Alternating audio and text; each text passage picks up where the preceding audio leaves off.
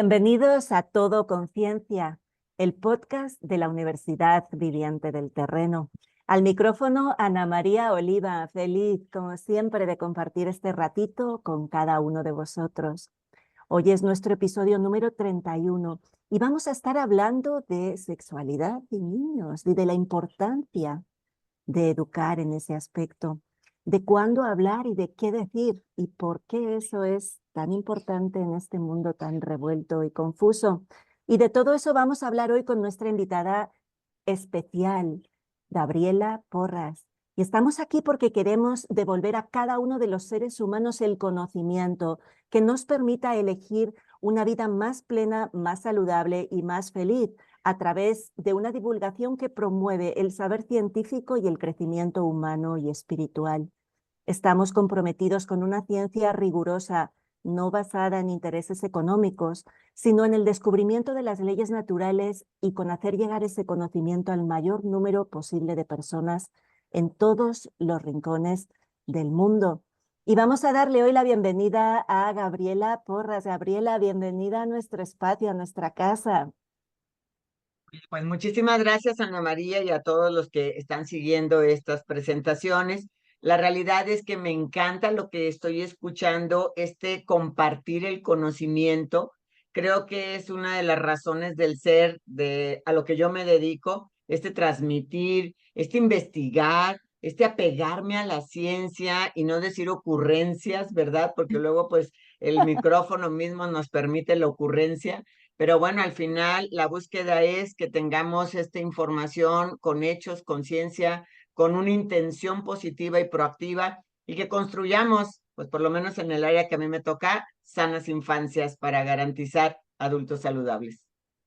Claro que sí, para eso estamos. Y Gabriela tiene, bueno, tiene un currículum que si lo leo se me pasa la hora entera del podcast.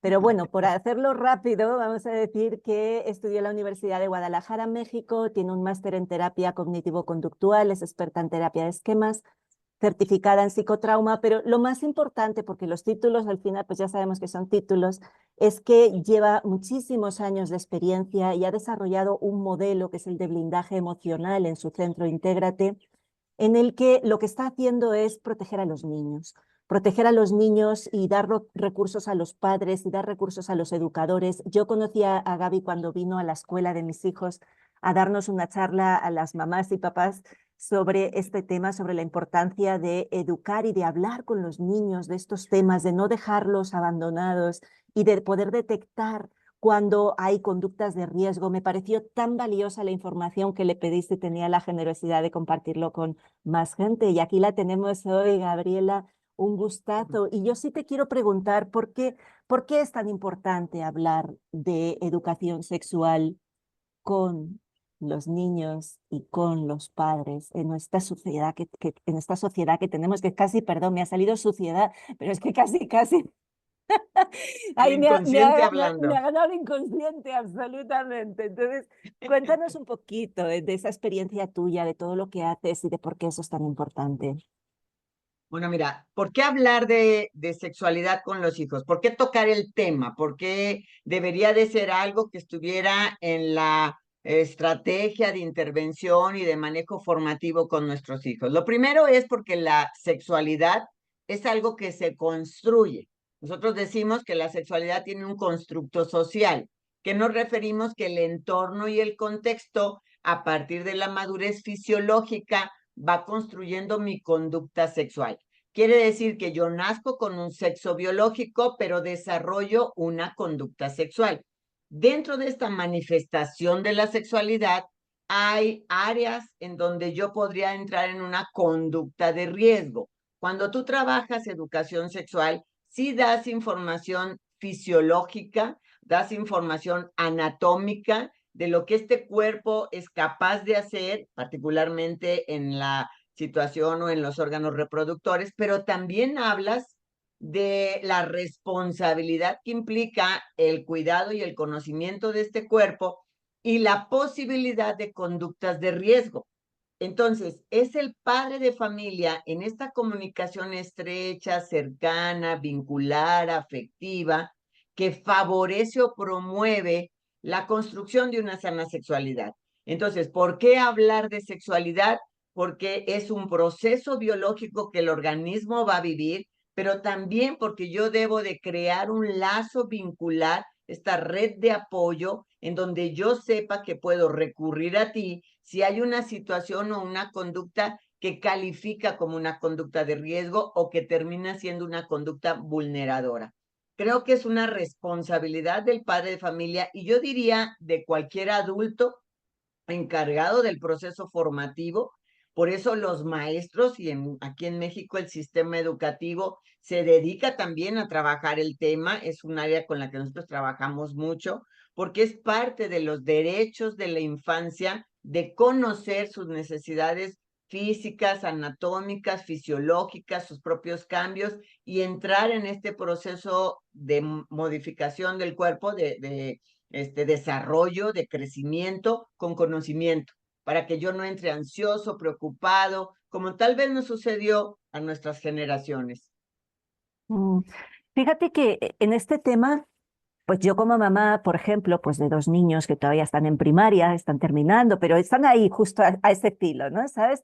Pero pues tú los ves todavía tan inocentes, los ves tan bonitos. Te cuento una anécdota que este verano, en un lugar muy chiquito donde pasamos las vacaciones, pues justamente había un niño que lo conocemos de toda la vida y que resulta que había empezado a consumir este tipo de imágenes no adecuadas para su edad, en las que había pues muchas cosas explícitas que no deberían haber estado al alcance suyo. Es un niño que está justo en el principio de la pubertad y toda su manera de actuar cambió, se volvió súper agresivo, andaba peleando con todo el mundo, pero sabes como que en ese momento yo tomé conciencia de, esto le podía pasar a mis hijos, pero yo todavía los veo tan, como tan bonitos, ¿sabes? Como que tenemos ese globito a veces mental de, no, a mí no me va a pasar esto, pero yo sé que eso pasa. Y desgraciadamente pasa a edades muy tempranas, que los niños están expuestos a estos contenidos que no podemos decir con la palabra en voz alta, pero que empiezan por y luego terminan con otras logías, no, no, grafías, y en el medio tienen un no. Entonces, cuéntanos un poco de esto, porque ese sí es un tema muy grave. Bueno, iniciamos diciendo que yo voy a hablar de sexualidad con mis hijos o con los infantes, porque es un proceso biológico que van a vivir y que darles información les daría certeza, tranquilidad y como esta línea de qué es lo que mi cuerpo va a experimentar y entonces puedo entenderlo.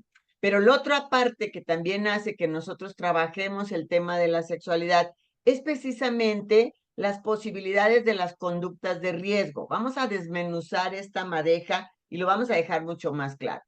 Esta situación que vivió este niño del que tú me estás platicando, para nosotros tiene un término que se llama exposición a información psicosexual no propia para la edad y el desarrollo.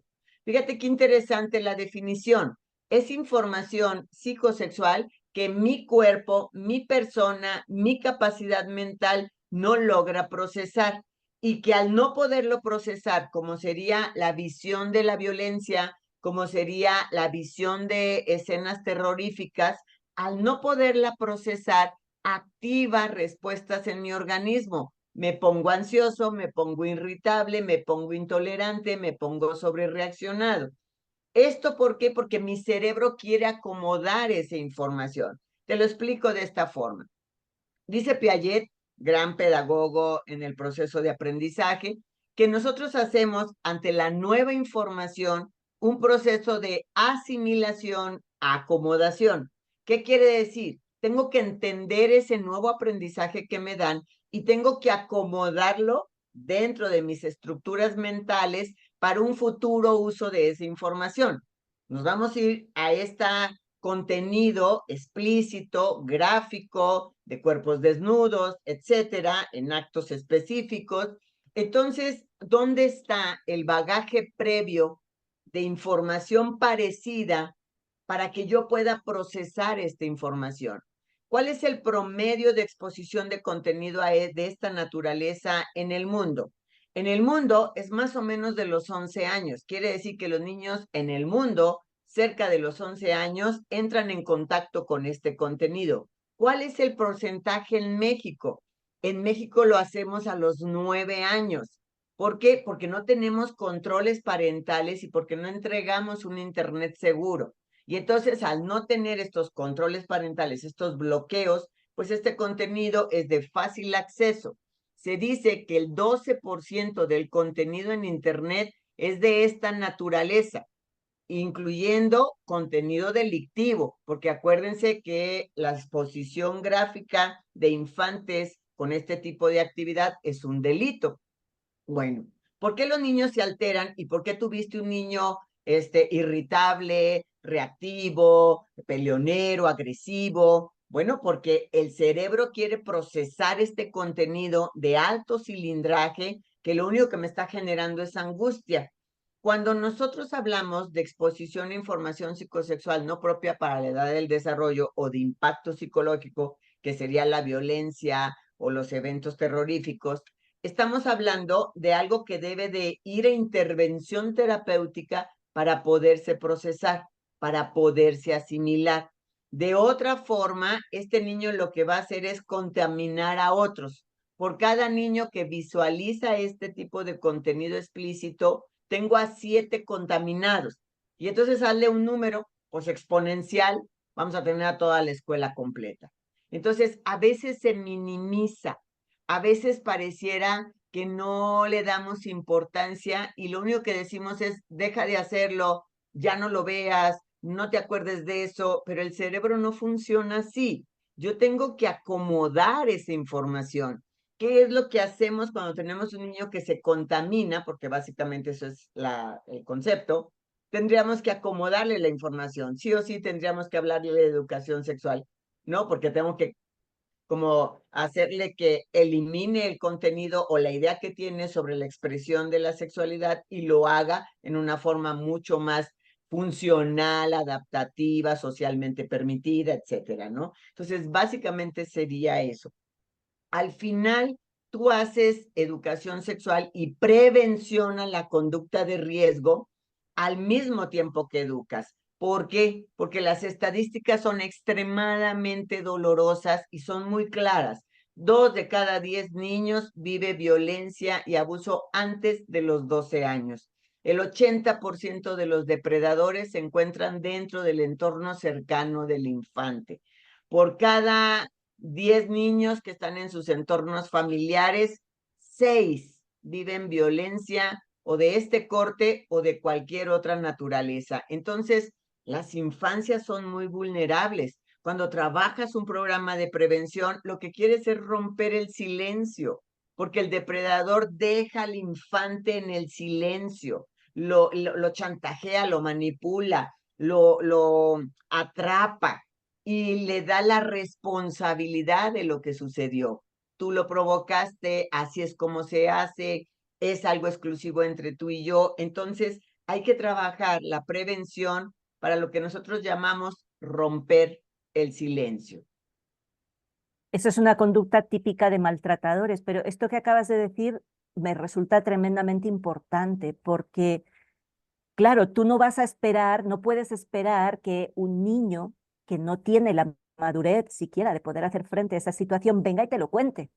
Tienes que ser capaz de detectarlo tú como mamá, como maestro, como abuelo, porque igual es el abuelo el que se da cuenta o es la abuela la que se da cuenta, porque ve, ¿qué es, Gaby, qué nos ayudaría para detectar, cómo podemos detectar que un niño o una niña están en este momento sufriendo ese tipo de conductas o están expuestos, han sido contaminados, como tú dices, ¿no? Pues es una toxicidad, eso lo podemos considerar una toxicidad absoluta porque es un veneno que está en ti, en tu mente en este caso, porque pues no has podido procesar esa información, ¿no? Entonces, ¿cuáles serían un poquito como los puntos de atención, esas banderas rojas que se levantan Sí. y que dicen, Sí, fíjate que hablaríamos de esta contaminación, de esta toxicidad y de esta depredación, ¿no? Porque muchas de las veces es el contenido está allí y accedí a él, otro me lo viene y me lo pone, pero también está pues el depredador con toda la intención de ubicar una víctima. Hay tanto que decir en este tema. Esa pregunta que me haces es tan particular y tan específica que me parece muy interesante platicarlo. Si bien el depredador hace que el niño permanezca en el silencio, porque esa es una de las primeras consignas que tiene el secreto, ¿no? Establecer secreto, establecer la intimidación de este depredador sobre este infante. Creo que lo primero que tendríamos que definir es a qué llamaríamos una experiencia abusiva de este corte, ¿no? ¿A qué lo llamaríamos a experiencia abusiva infantil de parte de un depredador? Es cualquier interacción que hace un adulto sobre un infante con la intención de gratificarse de forma sexual. ¿Qué quiere él? Utilizar el cuerpo de este infante para tener una gratificación. Y a eso le denominamos abuso. Por razones de que el Internet no queremos que nos bloquee, no voy a decir las palabras completas, pero tiene que ver con este abuso de este corte en la sexualidad infantil. Y bueno, ¿qué es lo que hace el depredador? Lo que hace es una condición asimétrica, que esto también es importante. Yo tengo capacidad cognitiva, tengo empoderamiento, jerarquía, tengo fuerza física sobre este infante. Entonces es toda interacción de este corte, de corte sexual, con la intención de gratificarme con el cuerpo de esta persona. Y a eso le llamamos abuso. Puede ser de contacto directo, manipulación, petición de que sea manipulado el depredador, o sin contacto directo. Sin contacto directo es cuando el depredador solicita que estos infantes se hagan, expresen, muestren, o cuando te pongo a ver actos, o cuando yo te muestro esto que estamos hablando de información contaminante, y calificaría como abuso de este corte infantil, sin contacto directo. Entonces también hay manipulación y abuso sin que necesariamente te esté tocando tu cuerpo, ¿no? Pero si el depredador deja en silencio a mi infante, si el depredador hace su estrategia para mantenerlo cautivo allí, atrapado ahí, ¿cómo yo me puedo dar cuenta de que le está pasando algo a este infante? Hay tres condiciones que se deben de cubrir. Importante que les diga que estas tres condiciones deben de darse al mismo tiempo, o sea, en una misma temporalidad. Hace un año para acá, hace 6 meses para acá, hace una semana para acá. Y voy a tomar el ejemplo del niñito que nos habías compartido al inicio de nuestra charla, y te darás cuenta cómo él, tú misma lo dijiste, de un tiempo para acá empezó a estar reactivo, agresivo, etcétera. Bueno, tres condiciones deben de cubrirse con una misma temporalidad y no debe de haber nada que lo explique. Pandemia, por eso ocultó muchos de los casos de abuso, porque la pandemia podía explicar el cambio de comportamiento, o por ejemplo la separación de los padres, o por ejemplo un cambio de trabajo, o un cambio de domicilio. ¿Cuáles son estas tres condiciones? Un cambio significativo y abrupto, exagerado en la conducta del infante. Antes era rebelde, antes era contestón, antes era reactivo, ahora está muy rebelde, muy irritable, muy frustrado, muy reactivo, muy agresivo, muy violento. Es como si la conducta repuntara.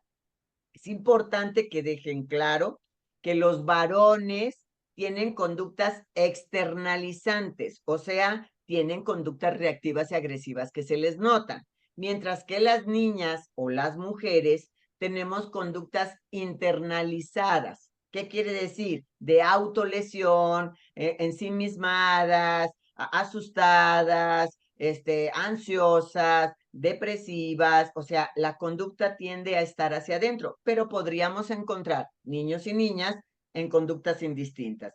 Pero muchas de las veces es muy usual que los varones sean reactivos y que las niñas se pongan ensimismadas, calladas, ¿va?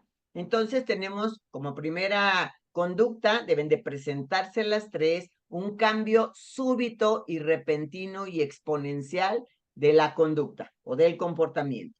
Dos, tengo un retroceso en un hábito rutina. Yo ya podía dormirme solo, vuelvo a dormir con mis padres. Yo ya podía ir a la segunda planta sin que la luz esté prendida, no quiero ir a la segunda planta. yo ya podía hacer la tarea solo, quiero que me ayuden. Estaba atento, manejaba muy buen foco de atención, me vuelvo distraído. Tenía ya control de esfínteres, ya no me accidentaba, ya no me orinaba, regreso a la misma conducta. Más allá de los signos y síntomas físicos que la depredación de alguien pueda darnos, sino aquí estamos hablando de en términos generales, donde yo pondría focos y tendría que estar alerta de que algo está sucediendo. Un retroceso en un hábito o rutina. Es que ahora está más miedoso, es que ahora está más ansiosa, es que ahora habla más bajito, es que ahora está más distraído. Y finalmente, que es la que más complicado se hace detectar, le llamamos, si bien la teoría del apego no lo maneja así, nosotros le ponemos el término un sobreapego materno o de la persona de seguridad. No quiero separarme de mi mamá. Es que ahora todo el tiempo quiere estar conmigo. Está en la planta de arriba y me está gritando que dónde estoy. No quiere irse a la escuela. Algo le hicieron en la escuela. Tiene sobreapego materno o al área de seguridad. Este adolescente no quiere salir de su cuarto, no quiere salir de casa, no quiere convivir.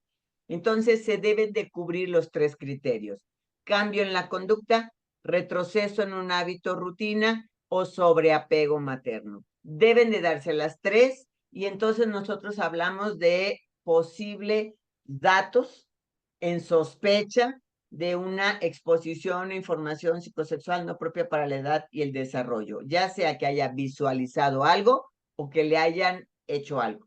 Entonces, creo que cualquier cambio o alteración en el comportamiento que habitualmente tiene un infante debería de ser factor para que uno hiciera algo. Y la pregunta, Gaby, es, ¿y qué hacemos? Tú decías que la estrategia tú la llamas romper el silencio. Como, claro, aquí hay muchas cosas, a mí me surgen 50 preguntas a la vez, ¿no? Porque como mamá, pues yo soy muy consciente de que lo que no haya construido hasta el día de hoy, pues va en pérdida mía. Es decir, la confianza que no haya construido con mi hijo durante la infancia. Yo tengo una teoría, Gaby, tú me vas a decir si es verdad o A no. Yo ver. tengo la teoría de que las mamás en general, digo mamás, perdónenme, los progenitores, como sea, yo lo del lenguaje políticamente correcto lo llevo fatal. Entonces, las mamás, los papás, resulta que tenemos a nuestros bebés y estamos enamoradas de nuestros bebés, ¿no? Entonces ya ahí, bueno, llega el kinder, llega primaria. Los metes en primero de primaria y eso se convierte en un aparcadero hasta que llegan a la secundaria. Y en la secundaria lo que viene es que qué dolor y qué sufrimiento. ¿Sí? Y yo lo que me doy cuenta es de que como durante la primaria, pues un montón de años ahí, ¿no? De los 6 a los 12, casi muchos padres, pues es que aparcan a sus hijos en las escuelas y después en las extraescolares. Y digámosle que todo ese vínculo que debería permitirnos detectar todas esas cosas mucho más fuerte, ese sano apego, no siempre lo hemos construido bien y entonces nos encontramos con un niño que de pronto cambia, ya sea porque cambian sus hormonas y no sabemos ni cómo entrarles, no sabemos ni cómo, sabes, ese romper el silencio parte de una base en la que yo he generado una relación muy significativa y un apego sano con ese niño, porque si no, ¿cómo hago para de alguna manera recuperar el tiempo perdido? Eso es una de las cosas que se me ocurren. Y la otra es el propio sentimiento de culpa que puede tener una mamá o un papá que detecta que su hijo ha sido expuesto a eso y cómo manejamos eso también nosotros. O sea, yo entiendo que hay una parte en la que por eso estás tú como profesional ofreciendo herramientas, dando cursos, teniendo tu gabinete en el que atiendes a familias individualmente para poder hacer eso, ¿no? Pero pues en toda esa madeja de cosas que te he lanzado ahí, elige lo que quieras para seguir. Sí, claro que es una madeja de cosas que me has lanzado. Fíjate que mi cabeza quiere como, le voy a Ya decir ves, esto y le voy a decir aquello. Mira, empecemos por un punto. Tú ahorita hablas de ese aparcar, que dado tu lenguaje, entendería como que me desentiendo, como que él empieza a permanecer mucho más tiempo en la escuela y yo acá de este lado. Yo creo que todavía alcanzamos del primero al tercero de primaria, todavía un padre medio presente, pero cuando llega cuarto, quinto, sexto y no se diga en la secundaria, es como tú ya eres grande, ¿no? Y tú ya sabes y tú ya puedes. Bueno, sí o sí hablamos del tema de sexualidad infantil entre los 9 y los 12 años. O sea, ese es un tema que tiene que tocarse. Hay niños que les gusta hablar del tema, hay niños más pudorosos, como más callados, como más reservados, que inclusive, no, no, no, no, no me hables de eso. Creo que debe de ser una conversación natural, creo que debe de ser una experiencia que le permita al infante poder entender lo que está sucediendo y estrechar este vínculo de comunicación. Me parece que eso es vital y eso es importante. Bueno, ¿qué sucede con esta parte donde nosotros decimos, bueno, pero hay que crear este vínculo de confianza? ¿Y cómo es que se hace una intervención si yo detecto a alguien que está en esta condición o pues, si por el contrario me lo verbaliza? Bueno, pues así como hay un protocolo de intervención para poder detectar cuando un niño tiene características o condiciones de vulnerabilidad que se puedan asociar a la violencia o el abuso, bueno, pues también lo hacemos a la hora que el niño rompe el silencio y verbaliza su necesidad. ¿Cuál sería esto? El niño establece un comportamiento y yo debería de dar unas respuestas en específico. Este niño llega y me dice, el tío me tocó, el vecino me pidió, el abuelo me hizo. ¿Te acuerdas? El 80% son cercanos al infante. Regla número uno, porque son tres los pasos que se llevan. Regla número uno, te creo. Y es muy importante poner atención a cómo estoy contestando. Es muy importante poner atención a las palabras que estoy usando. Debiste haberte sentido muy mal. Lamento que te haya pasado de esa forma. Eh, Creo que él no está haciendo lo adecuado. O sea, te creo, te recibo, no te cuestiono. ¿Estás seguro? A mí se me hace que eso no es cierto. Dos, entonces, primero, que te genero o te doy credibilidad y confianza. Segundo, te reitero, si soy el padre de familia, que eso no vuelve a pasar, porque eso es lo que está buscando el infante al romper el silencio. Está apostando todo. El depredador le dijo, no te van a creer, la familia se va a destruir porque tú vas a hablar de esto, te van a culpar. Entonces el niño, desbordado en su emoción, dice, yo voy al todo. Entonces, si recibe un padre o una madre que le dice, te creo, que le dice, entiendo lo que estás pasando, debió haber sido muy desagradable, ahí ya el depredador pierde. Dos, le dice entonces, esto no vuelve a pasar. Yo voy a hacer algo para que no vuelva a sucederte. Oye, Gaby, pero yo no soy el padre de familia, yo no estoy ahí, soy el maestro. Voy a hacer algo para que tú estés mejor. Entonces, la segunda pauta es que yo le debo de asegurar o le debo de ofertar que él va a estar mejor, que porque ahora ya habló, esto va a cambiar, que porque ahora ya habló, esto ya no va a pasar. Y la tercera, que es la más importante de todos, y así con esta énfasis que quiero dar, tú no tuviste la culpa. Y esa es la más complicada de llevar a cabo, porque claro que sientes frustración, ya te había dicho que no te metieras a las casas, ya te había dicho que nadie te toque, ya te había dicho que tú no hagas esto, pero lo más importante, inicia ahí el proceso de salud mental y de procesamiento del evento traumático cuando el adulto me dice, yo no soy el responsable. Y si lo piensas, Ana María, claro que el niño no es responsable. El otro actúa dolosamente, el otro quiere tener una conducta ventajosa. Y entonces, ¿cómo se maneja?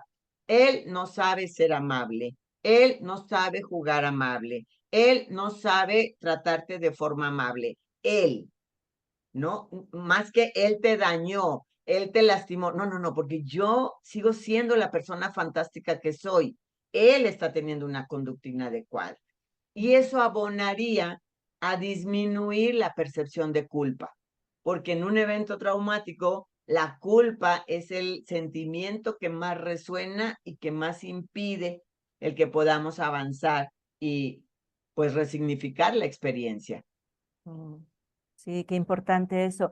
Ahora o sea, me dan ganas como de, esto está siendo duro, Gaby, está siendo muy duro porque desgraciadamente, aunque hablemos y parece que sea ciencia ficción, porque en mi mundo yo me creo que eso no existe, desgraciadamente en mi mundo eso existe aunque yo no lo vea y alrededor mío existe, vamos, a palas llenas. Entonces, la cuestión es, ¿cómo prevenimos eso hablando adecuadamente a los niños y de alguna manera, pues no previniéndoles de que esto puede pasar, pero sí dándoles la información correcta para que en el caso que se encuentren con alguien sepan lo que está bien y lo que no está bien? Pero ahí nos encontramos las mamás con grandes dificultades, que es el decir, es que no sé qué decirle, qué corresponde a cada edad decirle, qué corresponde, le tengo que hablar cuando el niño de 3 años me pregunta que de dónde vienen los niños, ¿qué le contesto? O cuando me lo pregunta el de 5 o el de 10 o el de 15, vale, 15 no me lo va a preguntar, pero a cada edad hay una información que es la adecuada para lo que el niño, o sea, volvemos al tema de toxicidad, ¿no? La dosis está el veneno y la toxicidad lo hace cuando yo no puedo digerir lo que me están dando. Entonces, ¿cómo encontramos ese equilibrio o cómo encontramos ese conocimiento de saber que debería ser por sentido común, pero el sentido común es el menos común de los sentidos y todos nosotros hemos sido educados a veces, pues como hemos podido o como han podido nuestros padres? ¿Qué le decimos a cada edad? Qué es lo Mira, adecuado para que tengan esa información que sea la preventiva? claro. Tú ahorita me estás lanzando como un cuestionamiento en dos líneas. Una parte es la educación sexual, o sea, la información que yo te voy a dar para que tú entiendas la fisiología, anatomía e interacción dentro de la manifestación de la sexualidad humana, ¿no? Y otra sería las estrategias puntuales y específicas para desarrollar prevención a la conducta de violencia o abuso, ¿no? En realidad son dos corrientes diferentes. Tú podrías perfectamente solo dar prevención con conceptos básicos sobre sexualidad y podrías perfectamente trabajar la prevención. Nosotros este fin de semana tenemos un proceso de entrenamiento precisamente del programa Blindy para el desarrollo de habilidades sociales y prevención a la conducta de riesgo ante la violencia y el abuso, ¿no? Infantil. Pero te contesto esperando ser muy clara. Ya dijimos que entre los 9 y los 12 es la edad en la que yo tengo que hablar sí o sí de conceptos sobre sexualidad. Pero vamos iniciando desde las edades más tempranas, porque vamos a entender que la sexualidad, lo dije al inicio, es un constructo social. Nazco con un sexo biológico, cuando hacen mi acta de nacimiento, confirman un sexo legal y yo construyo una sexualidad, construyo un entender, hacer un concepto sobre mi manifestación, ¿no? De yo como ese hombre o esa mujer en esa feminidad o masculinidad. Y entonces se da pues la diversidad que nosotros conocemos o ubicamos dentro de la práctica de la sexualidad. Hasta ahí, bien. De los 0 a los 2 años, tú empiezas a construir esta sexualidad al tiempo que le das el nombre correcto y preciso a cada parte del cuerpo. Si yo voy a bañarte, déjate lavo tu bracito, te estoy lavando el cabello, te estoy limpiando tu nariz, este es tu pene, esta es tu vulva vaginal. Términos correctos. Y ahí ya estoy empezando a educar. ¿Por qué? Porque cuando nosotros le cambiamos el tema o el nombre a esta parte del cuerpo que es cultural, ¿no? Porque realmente no hay otra explicación, entonces el niño puede caer en un hueco en el que el depredador entonces aproveche que él no menciona estas partes del cuerpo de la forma correcta y se confunda. Por ahí platicaba ese día que nos vimos, ¿no? De esta niñita de cerca de los 3, 5 años, una niña de preescolar, ¿no? Que le decía a su maestra, mi abuelo quiere mi galleta, mi abuelo toca mi galleta, mi abuelo chupa mi galleta. Y entonces la maestra, pues en un intento de entender lo que estaba pasando, pues galleta, pues no seas envidiosa, comparte tu galleta, dale tu galleta, a él le gusta la galleta, a las personas nos gustan las galletas, hasta que un día la niña, días después de esta experiencia, ¿no? Va y le dice a la maestra, me duele mi galleta y señala su zona privada, ¿no? Sus genitales. Entonces, ahí ya, pues la maestra ya no sabía qué hacer, se puso muy mal, inclusive la pasó muy mal, porque la niña estaba verbalizando su necesidad, pero como no usaba el nombre correcto y la maestra no estaba familiarizada con eso, no pudo detectar. Entonces, entre los 0 y los 2 años, yo a la hora de que hago acciones de limpieza, de higiene, a lo mejor de juego, menciono las palabras correctas de este cuerpo. Entre los 3 y los 5 años, 2 años y fracción, y los 5 años suceden dos momentos. El primero es de reconocimiento anatómico. Por eso los niños quieren ver, quieren tocar, quieren observar, ¿no? Es como si esta primera etapa de los 0 a los 2 años, el niño reconoce que este cuerpo tiene características de hombre o mujer por la vestimenta, no por el cuerpo en sí. Si tú y yo ahorita hacemos una estadística, las dos traemos cabello largo, las dos estamos maquilladas, las dos traemos aretes. Entonces, en estadística, pues el niño asocia, las mujeres usan el cabello largo, las mujeres se pintan la cara, las mujeres traen un arete. No es una condición sexista y no es un estereotipo rígido, es simple y sencillamente que la estadística le dice a los niños por observación que el gran porcentaje de los hombres traen un cabello corto y que el gran porcentaje de las mujeres traen un cabello largo. Entonces el niño reconoce figuras masculinas o femeninas en esa primera etapa de los 2 años y medio a los 3 años y medio, ¿no? A través de la vestimenta. Por eso sufren mucho cuando tú les dices, te voy a poner un moñito, y es un niño, sale corriendo, porque para él es, ya no soy yo, y a veces hasta nos divierte y solamente estamos haciendo que un niño la pase mal. Y en el siguiente periodo de esos 2 a 5 años, de los 3, 3 y medio a los 5 años, entonces el niño reconoce por diferencias anatómicas y ya podrá hacer preguntas en concreto. ¿Por qué tú tienes senos y yo no? ¿Por qué tú no tienes pene y yo sí? O sea, podrá hacer preguntas muy específicas y tus respuestas son muy concretas. Ah, porque los hombres así nacieron, porque es para que puedas hacer pipí, porque los senos alimentan a los bebés, porque los bebés los tienen las mamás.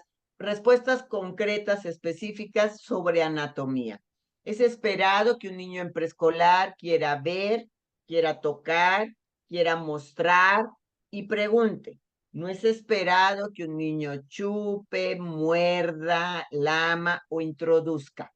Cualquier acción de esas naturalezas en los genitales sería foco para poder buscar una condición de abuso, ¿va?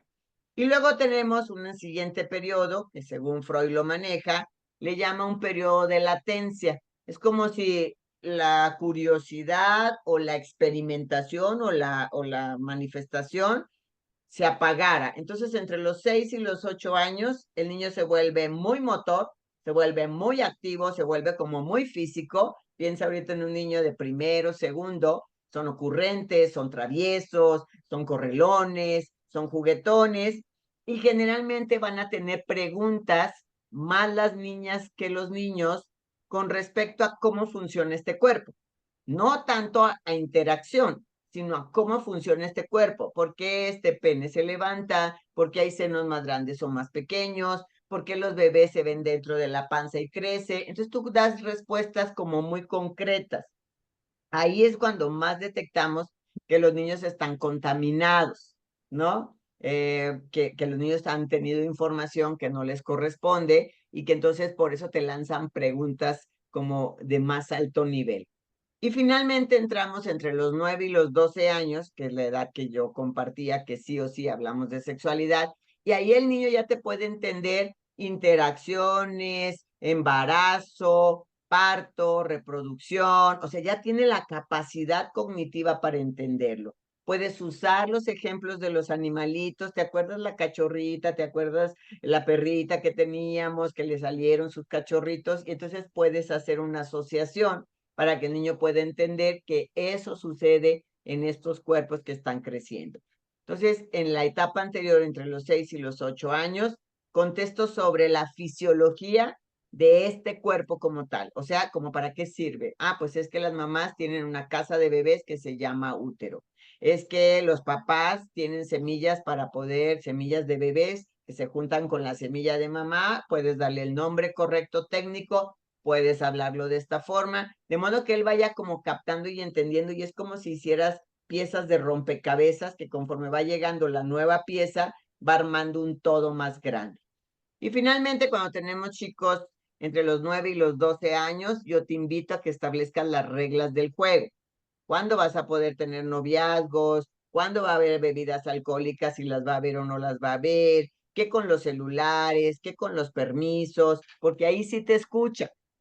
Si se las quieres establecer en la secundaria, ahí ya no va a escuchar nada. O sea, él ya estableció que tú no me lo habías dicho o que los demás lo hacen de X o Z forma. Entrando a la adolescencia, tal como tal, a partir de los 13 años, pues ya la información que ellos tienen muchas de las veces ya es la información que requerían y más bien hay que centrar la conversación en las relaciones de noviazgo, en las relaciones de compañerismo, en las relaciones emocionales o sentimentales. Ahí se centra ya la atención. Esto sería dar educación sexual. Ahí yo estoy dándole a este niño información con respecto a fisiología y anatomía humana. Pero si yo quiero dar psicoeducación sexual, entonces voy a empezar a trabajar estrategias de prevención a la violencia y el abuso. ¿Va? ¿Quieres que las Sí, sí. toquemos? Sí, claro Bien. que sí, claro que sí. Yo no quiero invadir tu conversación, No, pero no, no, yo vamos. estoy aquí absorta porque, pues aunque esto lo había escuchado en la charla que nos diste en la escuela, es que me parece tan valioso, tan tremendamente valioso, que pues todo lo que podamos sacar de ti en este ratito, bienvenido. Yo te lo agradezco porque me parece que son foros que debemos de aprovechar y que a veces las personas decimos no tenemos información, no sé cómo hacerlo. Y yo creo Claro, que hoy hay muchos medios y muchas formas para poder tener conceptos, para poder tener conocimiento. No espero que abracen totalmente lo que digo, cotéjenlo, analícenlo con otras fuentes y saquen su mejor estrategia, pues al final es la que ustedes van a aplicar. Bueno. ¿Qué vamos a hacer en psicoeducación sexual para la prevención? El objetivo central es que el infante detecte conductas de riesgo. Esto es el objetivo central. ¿Cómo va a detectar el infante conductas de riesgo? Pues a partir de su sistema innato de supervivencia. ¿Cuál es ese? El sentir. Yo ahorita estoy muy a gusto, muy tranquila, muy pensante, muy reflexiva, soltando esta información. Entonces, mi sentir es un sentir agradable, es un sentir en calma, es un sentir confiada. Por lo tanto, si me siento sí, ese es un sentir sí, agradable, feliz, tranquila, respetada, confiada, segura, contenta, etcétera, amada. Si me siento sí, me quedo. ¿Has escuchado en estas relaciones de noviazgo? Si no se siente bien, no es el lugar, no debes de estar ahí. Pero si me siento no, enojado, preocupado, agobiado, inquieto, incómodo, que es la palabra que los niños entienden mucho mejor que vergüenza. Incómodo, me siento incómodo. Inclusive si alguna vez le has puesto a un niño un tenis, es que me incomoda, es que me molesta, ¿no? Entonces, si me siento no, tengo dos opciones. O busco ayuda para resolver o solo lo resuelvo, y yo puedo resolverlo. Entonces, si me siento sí, me quedo. Si me siento no, busco ayuda, me retiro. Ese es el primer elemento con el que tú vas a trabajar, que los niños puedan asociar y reconocer que si me siento sí me quedo, que si me siento no, busco ayuda. Luego le vamos a decir a este niño que este cuerpo está dividido en partes para su cuidado. Este cuerpo se divide en partes para su cuidado. Si soy un niño de preescolar, en dos partes, privadas y públicas. Privadas, las que nadie ve y no se muestran, ni el sol las puede ver. Son las que tapa el calzón, la ropa interior, el traje de baño, como el niño pueda asociar. Y se le llaman partes privadas. ¿Por qué utilizamos el concepto de partes privadas? Porque luego la gente tiene un issue con decir pene, ¿no? O con decir vagina o vulva, y entonces se conflictúa y le ponen palabras alternas. Pipí, colita, pajarito, tilino, no sé cuántos términos. Entonces, cuando tú le dices al niño parte privada, él asocia Ahora, la parte privada no es solamente la zona genital o la zona del ano, es toda la parte que tapa la ropa interior, porque la postura es que el niño puede identificar conducta de riesgo. ¿Qué hace la mano de alguien en el hueso de mi cadera? ¿No? O en la entrepierna, por ejemplo. O sea, no tendría que estar ahí. Y la parte pública, y es muy importante esta frase, es la que yo muestro, la que sí se puede ver y si yo quiero, se puede tocar.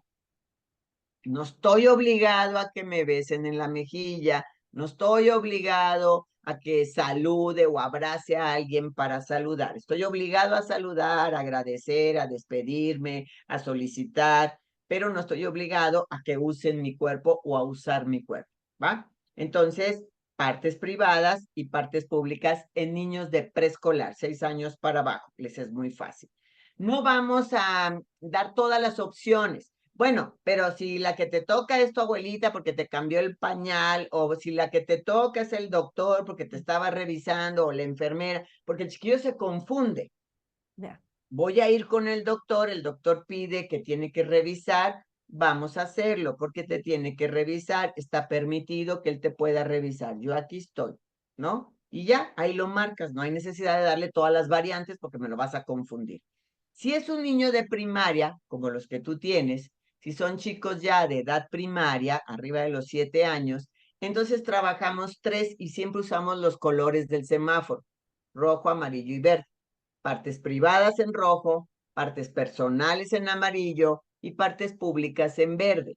Las personales están próximas a las partes privadas, porque como yo quiero que el niño capte una conducta de riesgo, ¿qué está haciendo la mano de mi entrenador por arriba de mi pecho? O la mano de mi hermano en la espalda baja. Entonces, eso me traduce a mí como una posible conducta de riesgo, ¿va? Entonces, le enseñamos al niño que hay un sentir sí y un sentir no, que debe de leer a su instinto. Le decimos que el cuerpo para su cuidado se divide en partes y a partir de ahí decimos todo el tiempo partes privadas y partes públicas o partes personales. Luego le decimos que este cuerpo recibe contactos, abrazos, caricias, contactos. Y este contacto puede ser bueno, malo, en el caso de los niños de preescolar, solo dos, rojo y verde, bueno y malo, y en el caso de los de primaria, bueno, malo y confuso. Es claro que el bueno y el malo en los niños de preescolar es malo si me avientan, me pellizcan, me empujan o tocan mis partes privadas. ¿Por qué le llamamos caricias? Porque muchas de las veces el contacto del depredador es suave. En realidad no lastima, no duele como tal, físicamente hablando. Puede inclusive hasta tener una respuesta fisiológica al estímulo que están dando, ¿no? Entonces decimos que hay contactos buenos y contactos malos. En el caso de los preescolares es malo todo aquello que lastime a mi persona o tenga que ver con mis partes privadas.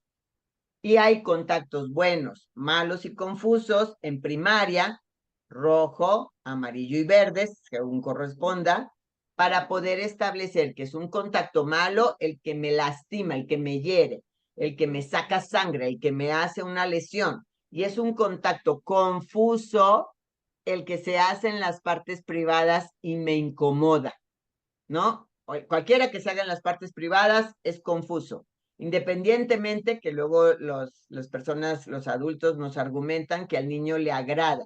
No es que le agrade, lo naturaliza, lo normaliza. Cuando hay un adulto depredador sobre un infante, llega un momento en que el sujeto tiene que naturalizar la conducta porque si no se va a psicotizar y va a atentar contra su persona, se va a querer suicidar. Entonces, el término correcto es naturalizarlo, lo normaliza como algo de lo que yo vivo, pero no es que le sea grato y lo ande buscando, ¿no? Ya posterior a estar naturalizado, puede haber una respuesta de otra naturaleza, de otra forma.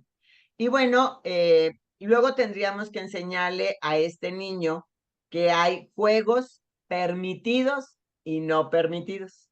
Son permitidos aquellos que no tengan que ver con partes privadas No son permitidos los que tengan que ver con partes privadas. Hay secretos buenos y malos. Secretos sí, que se pueden guardar. La fiesta, el festival, no tiene que ver con partes privadas. Esa es la clave central. Tú guarda cualquier secreto que no tenga que ver con partes privadas. Pero no es un secreto para guardar, es un secreto no se guarda, es un secreto malo, cualquiera que tenga que ver con tus partes privadas o con las partes privadas de otra persona o de otro. Hay fotografías buenas y malas. Las buenas no muestran, no me dan pena, no me incomodan, no muestran mis partes privadas. En México tenemos el segundo lugar, perdón, el primer lugar en América Latina por los jóvenes de secundaria, particularmente los de segundo de secundaria, en sexting, o sea, en tomarse fotografías y publicarlas, ¿no? Tenemos ese deshonroso primer lugar, como también tenemos el primer lugar en abuso y violencia infantil. Entonces, por eso es importante trabajar el tema. Y finalmente tendríamos estas sobornos y regalos. Vamos a enseñarle a un niño a distinguir qué es un soborno, cualquier objeto, cualquier situación o vivencia en la que te oferten algo y te pidan algo a cambio. Así como el voto ahorita, ¿no? Así, hablando de cosas de políticas. Ese es un soborno, ¿va? Soborno es cuando yo te doy algo, te oferto algo y te estoy pidiendo algo a cambio. ¿Qué es un regalo? Eso que doy sin interés. Y hay hasta una actividad que hacemos, ¿no? Te traje un regalo, a ver quién logra brincar más alto para darle este regalo, y este es un regalo, y lo pones a hacer cosas, nunca nada que atente contra su integridad o su persona, hasta que en algún momento paras, a ver, espera, discúlpame, te estoy engañando. Porque si yo dije que te traje algo a regalar, no debo pedirte nada a cambio.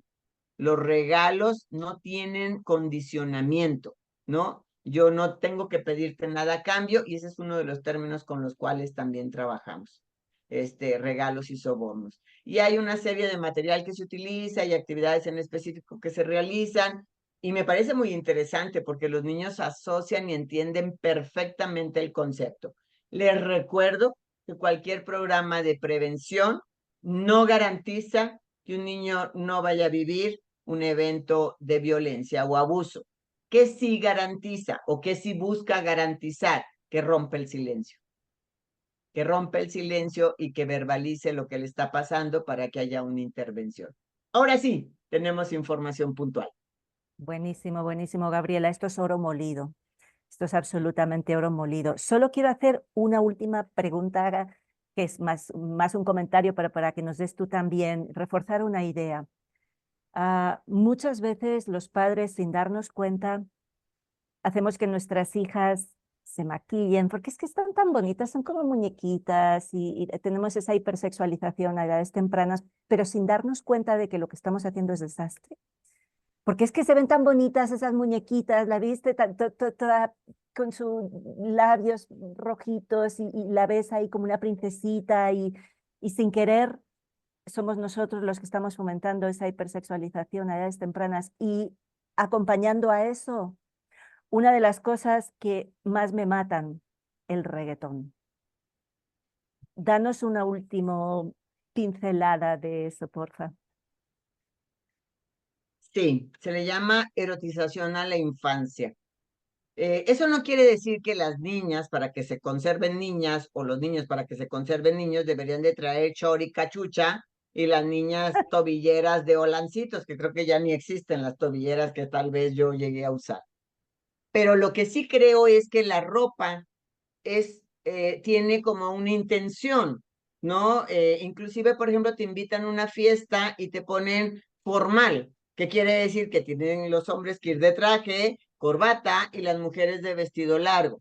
Más allá del criterio que podamos tener sobre si deberían de obligarnos a vestirnos o no vestirnos, etcétera, son protocolos de convivencia o de buen gusto o de desarrollo como de estas formalidades.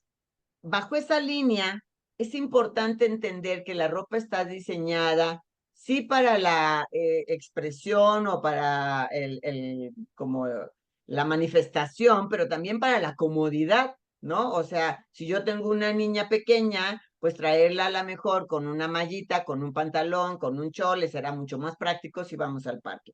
¿Dónde está la problemática? Cuando yo te pongo ropa que emula una etapa posterior. O sea, no estaría nada descabellado que nuestra puberta o nuestra adolescente, sobre todo las adolescentes, 14, 15 años y más, pues se vistan a lo mejor con ese top ahorita que se andan usando, con ese pantalón a lo mejor que tiene distancia y deja ver una parte del abdomen, del torso. Pero ¿por qué tendría que andar una niña? El otro día estaba en una fiesta y vi que entró una niña con una transparencia, con ropas con transparencia.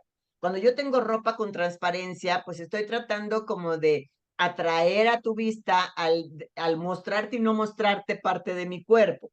Y entonces eso hace que hasta la niña caminaba, pues como caminan los adultos o como caminan las chicas, ¿no? En esta actitud de emular o reproducir comportamientos. También me tocó ver, creo que era en la aplicación de Temu, ropa infantil y hasta amplié la imagen porque en una expresión como de adulto también. Entonces, ¿qué es lo que le estás diciendo a un niño cuando lo erotizas o cuando lo sexualizas? Que él es un objeto. Acuérdense que hemos trabajado durante mucho tiempo porque la mujer salga de ser cosificada, por ejemplo, en la publicidad, en la forma en la que se refieren a nosotras, en las formas en las que nos tratan, etcétera, como que para que nosotros mandemos a las infancias a esa conducta. Yo creo que es importante que los niños puedan ir pasando etapa por etapa y me parece que los cosméticos están diseñados para los adultos.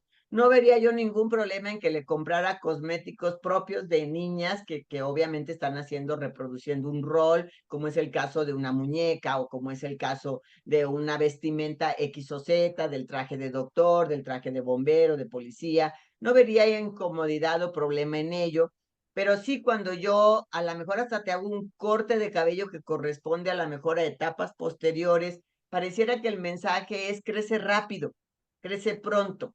Entonces, dejemos de cosificar como lo hemos hecho con las mujeres y como hemos hecho este replanteamiento de la visión sobre nosotros, pues en las infancias. Ellos tienen su tiempo, ellos tienen su momento. Ellos ahorita necesitan a lo mejor ropas cómodas, juegos acordes al desarrollo de la infancia y no apresurarlos a una etapa que no les corresponda.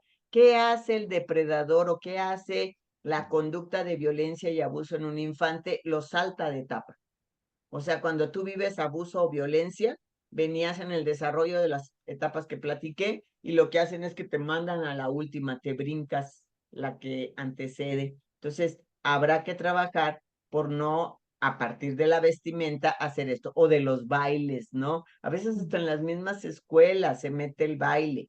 Escuchemos las letras, expliquemos a los niños por qué no estamos de acuerdo con la letra, ¿no? Que claro que luego tienen ritmos muy pegajosos. Entonces bailemos sin necesariamente hacer movimientos de corte sexual, ¿no? Creo que estaría a favor de la no erotización de la infancia, de respetar los tiempos y procesos. Esto no quiere decir que los niños de 8 años deban de seguir viendo Dora la Exploradora o Pocoyo o Paul Patrol. No está allí la sexualización, está en el acompañamiento que tú haces y en lo que tú esperas de este infante según su etapa y su desarrollo. Bueno, pues muchísimas gracias. Ahora sí, ya Gaby, vamos a ir terminando. Yo te agradezco infinitamente esta conversación con tantos tips tan prácticos que nos has dado y le animo a la gente a que miren tu página web, Intégrate, integra-t, ¿Sí? no sé la página web si va con el guión también, va con el No, guión, no no, lo va trae. todo junto, Ujú. integrat.com, porque el trabajo que Gaby y su equipo están haciendo me parece supremamente importante en este momento. Creo que muchas personas sí están conscientes de este tema y los que no, pues hay que hacerlos conscientes de este tema porque es una realidad. No sé si hay alguna última cosita que nos quieras decir, Gaby, antes de que Que cierre. yo invitaría, en la medida que nosotros construyamos sanas infancias, hagamos lo que tengamos que hacer desde nuestra frontera, desde nuestra intervención, desde nuestro trabajo, Estamos obligados a crear espacios promotores de la salud mental para nuestros niños. Estamos garantizando adultos saludables. Esto es vital. Apostemos a la sana infancia, a la experiencia sana, porque cualquier experiencia de violencia se vuelve un evento traumático. Trabajemos por sanas experiencias para que garanticemos adultos saludables y entonces Intégrate se quede sin trabajo y yo me dedique a los viveros, que me encantan mucho las plantas. Ay, me encanta eso, Gaby. Yo también siempre pienso lo mismo. Ojalá algún día nadie me necesite y pueda retirarme ya y irme a cuidar mis plantitas, que a mí también me encanta crecer plantas. Muchísimas gracias. La verdad, un lujo compartir este espacio contigo y deseo que esta reflexión os haya aportado luz, que haya sido útil, que recuerdes que ser humano es grandioso y que nada ni nadie puede jamás apagar nuestra luz. Si te gustan nuestros contenidos, puedes suscribirte a nuestro canal y así no te vas a perder a ninguno de nuestros invitados, porque entre todos estamos cambiando el paradigma. Estamos creando una nueva manera de entender la vida, de lo material a lo inmaterial, de lo biológico a lo espiritual, en un continuo crecimiento vivo y orgánico, en nuestra Universidad Viviente del Terreno, cultivando conciencias. Te espero en el siguiente episodio de nuestro podcast Todo con Ciencia. Muchas gracias.